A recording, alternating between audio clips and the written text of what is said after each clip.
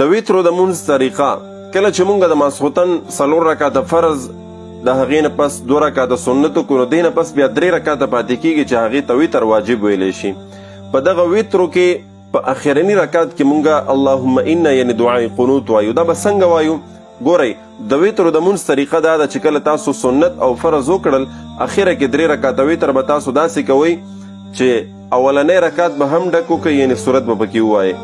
دې نه پس به 2م رکعت هم وکړئ په دې کې به هم صورت ووایئ. ډک رکعتونه دي 3 واړه چې دي د ویترو دا ډک دي، دا رکعتونه چې دي دا ډک دي. نو کله چې 2م رکعت ته وکړو التحیات دي وویله، د التحیات و تشهد نه پس به بیا پاسېږي، سلام به نه اړئ، اللهم صل درود شریف به نه وایئ، ډایرکټ به پاسېږي او بیا به سورې فاتحه شروع کړي، ورپسې به یو صورت ووایئ کم چې ته په مونځ کې وایې تا ته یاد وي.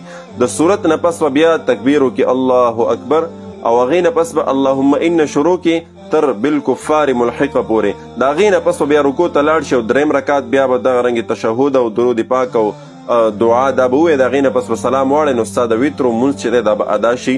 دغه د ویترو د مونځ اسانه طریقه وه.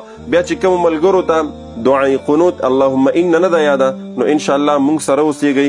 دې نه پس به مونږ بیا په دعای قنوت باندې تاسو یو اسانه او مختصره ویډیو جوړو چې د هغې نه تاسو ډېر په اسانۍ سره به انشاءالله دعای قنوت یاد کړئ.